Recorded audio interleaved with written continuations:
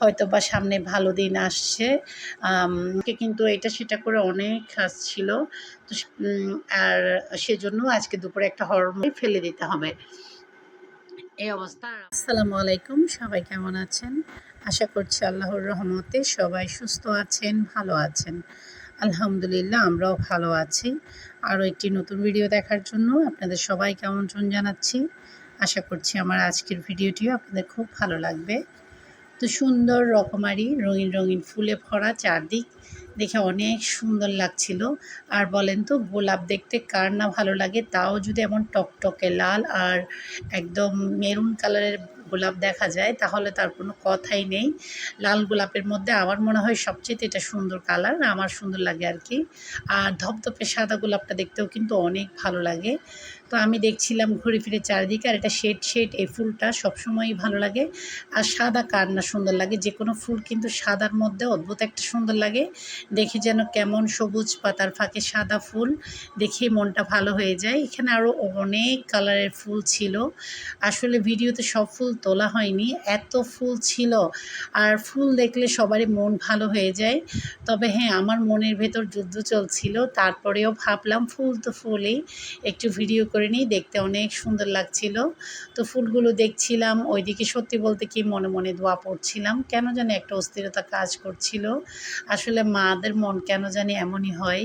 তো যা হোক, নিজের উপর যত ঝড় ঝাপটা তুফান আসুক না কেন, তারপরও দেখা যায় কি অতটা অস্থির হই না। দেখা যাক, আল্লাহ ভরসা, দেখা যাক। মানে কিছু না কিছু ভাবি, ইনশাল্লাহ সব কিছু ঠিক হয়ে যাবে।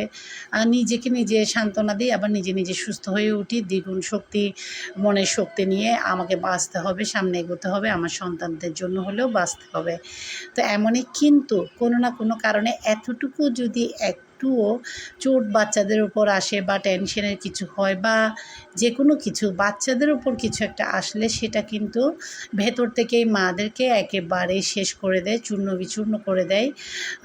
হাজার হাসি ঠাট্টা, খাবার রান্না করছি, খাওয়াচ্ছি, সব কিছু, কিন্তু তারপরেও না ভিতর থেকে দিন দিন একদিনে একটু একটু করে মরছি। আসলে যারা হঠাৎ করে থুম করে ঠাস করে মরে যায়, মনে হয় সেই মৃত্যুটা অনেক সহজ।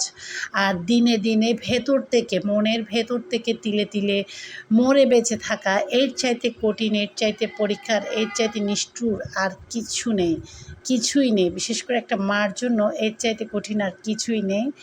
তো যা হোক, আল্লাহ ভরসা, ইনশাল্লাহ দেখা যাক। হয়তো বা সামনে ভালো দিন আসছে।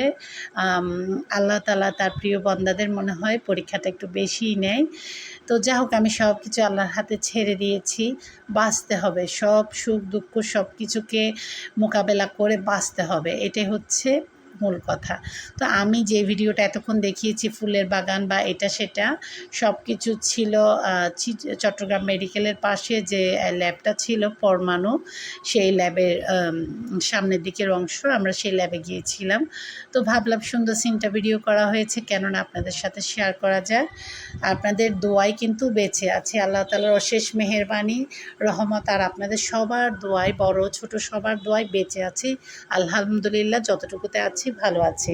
তো আজকে সকালে কিন্তু আমি রুটি বানিয়েছিলাম, কিভাবে কি বানিয়েছি নিজেও জানি না। আর একটু হালুয়া রান্না করেছি, বাচ্চাদেরকে এটা দিলাম, ওরা খেলো। অন্যদিকে আমি বেশ কিছু কাপড় পাউডারে ভিজতে দিয়েছি, প্রায় 3 বালতি, দেখতেই তো পেয়েছেন। এই কাপড়গুলো আমি ধুয়ে নিয়েছি। আর এই কাপড়গুলো ধোয়াতে আমাকে একদম 100% হেল্প করেছে আমার আয়াত। আমার ছেলেটা ছোট, কিন্তু আলহামদুলিল্লাহ আমার সব কাজে আমাকে সহযোগিতা করে। আমার 3 ছেলেই সহযোগিতা করে। তবে আয়াতের মধ্যে উচ্ছ্বাসটা একটু বেশি কাজের। একটা কাজ বললে 2টা করার জন্য ছুটে। আমার এই পাগলা বাবাটা হচ্ছে আমার ঘরের অক্সিজেন। ওকে আমরা ডাকি মিস্টার বিন। ও কিন্তু সব সময় আমাদেরকে হাসায়, বকাও খায় বেশি, আবার হাসেও। সাথে সাথে রাগ করে ফেলে, আবার রাগটা বেশিক্ষণ রাখতে পারে না। তো যা হোক, ছাদে কাপড় নাড়া দিতে দিতে হঠাৎ মা চলো ভাইয়া ডাক দিল। আর আয়াত এক ছুটে বলল আম্মু মাছ নিতে হবে। তো ও মাছ নিতে গেল আর কি, ওকে পাঠিয়ে দিলাম। আমার সব কাজে আমার 3 ছেলে হেল্প করে কিন্তু আজান ঘর গোছানোর কাজে আমার মেজো ছেলে আজান আমাকে ঘর গোছানোর কাজে প্রচুর হেল্প করে, কিন্তু কাপড় ধোয়া মানে সাবানের কোনো কাজ ওকে আমি কম দিই, কারণ যেহেতু ওর একটু অ্যালার্জির সমস্যা আছে, ও সাবানের পানিটা একটু কম নিতে পারে আর কি। ছুঁতেই দিই না বলতে গেলে, শুধু গোসলের জন্য যতটুকু ব্যবহার করতে হয় ততটুকুই, আর এমনিতে সাবান শ্যাম্পুর কোনো কিছুই আমি ওকে ধরতে দিই না। তো এই কাজে আমাকে আয়াত হেল্প করে, আর আলিফ যদি মাঝে মাঝে ফ্রি থাকে ও করে দেয়, ও তো আসলে সময়ই পায় না। তো সবাই আমার ৩ ছেলের জন্য দোয়া করবেন। ওদিকে মাশাআল্লাহ ভাইয়ের সাথে দুনিয়ার সব গল্প আয়াত জুড়ে দিয়েছে। কয়জন ছেলে-মেয়ে, কিসে পড়ে, হ্যান-ত্যান, কি মাছ, এই মাছ, সে মাছ। কত কথা মাশাআল্লাহ ভাইয়া কিন্তু বলে যে, "এই ছেলেটা এত প্রশ্ন করে, ভালো লাগে।" আলহামদুলিল্লাহ আমার আয়াত মনিকে সবাই, বাড়ির সবাই চিনে আর সবাই খুব আদর করে। এই মাছগুলোকে এখন ভালো করে ঘষে পরিষ্কার করে একদম সাদা করে ফেলবো। তারপর হলুদ, লবণ, ভিনিগার দিয়ে ধুয়ে নিব। অন্যদিকে কাঁঠাল বিচি রেখেছি, ভর্তা করব ছাদের লাল লাল মরিচ দিয়ে, আর জামের ভর্তা করব। এদিকে বেশ কিছু চাল আমি ধুয়ে পানি ঝরাতে দিয়ে দিয়েছি, এগুলো দিয়ে চালের গুঁড়া করব, রুটি বা বিভিন্ন নাস্তায় ব্যবহার হবে। আমি আবার পেঁয়াজু বা বেগুনিতেও ব্যবহার করি। তো এগুলো সেজন্য ভালো করে আমি পানি ঝরাতে দিয়েছি, এখন প্রায় ঝরে গিয়েছে।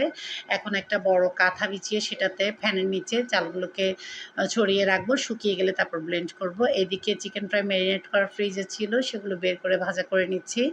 আজকে কিন্তু এটা সেটা করে অনেক কাজ ছিল, তো সেজন্য রান্নার দিকে খুব একটা আম দি মনোযোগ দিতে পারিনি আর কি। তো এদিকে খিচুড়ি করে নিয়েছি। তো যা হোক, অন্যদিকে ছাদ বাগানের যে বেগুন এনেছি, সেই বেগুনটাও ফ্রাই করেছি।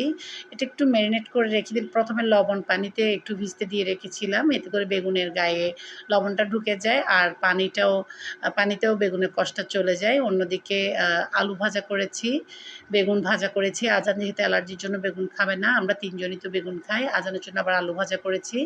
এদিকে আলিফ সালাদটা তৈরি করে নিয়েছে, অন্যদিকে চিকেন ফ্রাই হচ্ছিল। এই ছিল আজকে দুপুরের খাবারের সিম্পল মেনু। আর এখন জাম ভর্তা করব। জামগুলোকে একটু টিপে টিপে নেওয়ার জন্য ফ্যানের নিচে বসেছি। এখনও বিছানায় চাদরও বিছানো হয়নি। বললাম না আজকে একদম সময় পাইনি। কিন্তু আয়াত সোনা বলছিল আমি পাকা পাকা কয়টা জাম বেছে নিই। আমি যখন ভিডিও করছি দেখছি, বলছে তোমার চুচু ঘুম, দুষ্টুমি আর কি। অন্যদিকে জামের ভর্তা তো ভাত খাওয়ার পর আমরা খাবো। আজান সোনা কি খাবে? ও তো জাম ভর্তা বা কোনো ফ্রুটস তেমন একটা খেতে চায় না। তো ওর জন্য আবার কিছু কাঁঠাল বিচি ভেজেছি, ও বলেছিল খাবে। এখান থেকে আজানও খাবে, টুকটাক ২-১টা আলিফ আয়াতও খাবে। আর ওরা বলে কাঁঠাল বিচি খেলে নাকি গলা শুকিয়ে যায়। অদ্ভুত কথা না? তো যা হোক, আমরা আজকে দুপুরে ঘুমাবো না, কারণ আমার বেশ কিছু ফ্রোজেন নাস্তার ব্যবস্থা করতে হবে যেগুলো অর্ডার ছিল। আর সেজন্য আজকে দুপুরে একটা হরর মুভি দেখবো সবাই মিলে। আলিফ ল্যাপটপের মধ্যে সব কিছু রেডি করে নিয়েছে, অলরেডি চালিয়ে দিয়েছে, আমরা কিন্তু দেখছিলাম এই পর্যায়ে। তো অন্যদিকে আমি নাস্তার ডোগুলো আগে থেকেই ভাতের আয়োজনের আগে থেকেই বানিয়ে রেখেছি, কারণ ঘণ্টাখানেক তো রেস্ট করতে হবে। আর বিকালে ছাদেতে কাপড় নিতে এসে ভাবলাম কিছু কচু তুলে নিই। এখানে কচু আছে, কচুর ডিক, কচুর লতি, কচুর পোপা সবকিছু আছে। এগুলো সবগুলো একসাথে করে চিংড়ি শুঁটকি অথবা চিংড়ি মাছ দিয়ে একটু কাঁচা আম দিয়ে রান্না করব। মানে বসা, বসা করে ভাজির মতো করব আরকি। এটা অনেক মজা। আমার চাইতেও বেশি আয়াত পছন্দ করে। আর শুরু থেকেই তো আমি কচুর মাথা থেকে পা পর্যন্ত অনেক ভালোবাসি। আমি একটা ভিডিওতে বলেছিলাম কচু হচ্ছে আমার ডার্লিং। তো যা হোক, যারা এতক্ষণ সময় ধরে আমার ভিডিওটা দেখছেন, আমার ভিডিওর কোনো অংশ যদি এতটুকু ভালো লেগে যায়, ছোট্ট একটা লাইক দিয়ে পাশেই থেকে যেতে পারেন। আর যারা আজকে প্রথম আমার ভিডিও দেখছেন, আমার ভিডিও যদি পরবর্তীতে দেখতে চান, তাহলে এখনই সাবস্ক্রাইব করে পাশে থাকা all button, bell button click করতে ভুলবেন না। এতে করে আমি পরবর্তীতে যেকোনো রেসিপি বা ব্লগ ভিডিও দিলে আপনাদের মোবাইলে নোটিফিকেশন পৌঁছে যাবে। অবসর সময়ে দেখে নিতে পারবেন। আর ইউটিউবে আমার ভিডিওর যাত্রা কিন্তু প্রথমটাই ছিল, বিসমিল্লাহটা ছিল কচুরলতি দিয়ে, যেটা আমি জানতাম না। আমার ছেলের লুকোচুরি করে ভিডিও করেছে আর এটা শেয়ার করেছে আপনাদের মাঝে। তারপর থেকেই আমার পথ চলা শুরু। তো অন্যদিকে আজকে আমার আয়াত সোনার শ্বশুরবাড়ি থেকে এসেছে অনেক রকম আ খাবার। খাবার বলতে এখন সিজন চলছে আম, কাঁঠাল, তারপর লিচু, এটা সেটা, আনারস, অনেক কিছু বাহারি ফল-ফলাদি। তো এখানে আয়াতের শ্বশুরবাড়ি থেকে এসেছে কাঁঠাল, তারপর কলা, আম আর মিষ্টি। অবাক হলেন তাই না? আসলে আয়াতের বন্ধু আদিত্যদের ঘর থেকে কিন্তু এগুলো এসেছে। আমি একদিন ফোনে কথা বলতে বলতে বৌদিকে বলছিলাম যে বৌদি আমি সব ফ্রুটস কিনি কিন্তু কাঁঠালটা আমার কেনা হয় না। শুধুমাত্র কাঁঠাল আর তরমুজটা কিনতে গেলে একটু ভয় লাগে। বিশেষ করে কাঁঠাল, তরমুজ কিনতে গেলে ভাবি ভেতরে লাল হবে কি হবে না। অনেক তরমুজ তো আবার কেটে দেখে কেনা যায়।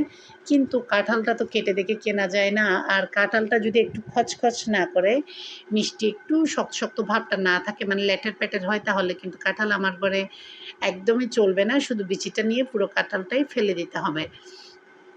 এই অবস্থা। আর আমার ঘরে কাঁঠাল শুধু আয়াত আর আমি খাই। আর কেউ কিন্তু কাঁঠাল খায় না। তাও মাত্র কয়েকটা কোষ খাওয়া এই আর কি। তো এত ছোট কাঁঠাল কোথায় পাবো বলেন তো? তো সেজন্য ওনাকে শেয়ার করছিলাম। আর ওনার ঘরে যখন বড় কাঁঠাল এসেছে, বড়, বড় কোষওয়ালা উনি কিন্তু আমার জন্য পাঠিয়ে দিয়েছে। শুধু কাঁঠাল না, কাঁঠালের সাথে আর কি, কি পাঠিয়েছে আপনাদের সাথে শেয়ার করেছি। ভিডিও ভালো লাগলে পাশেই থাকবেন। আজকের জন্য এতটুকু। আল্লাহ হাফেজ।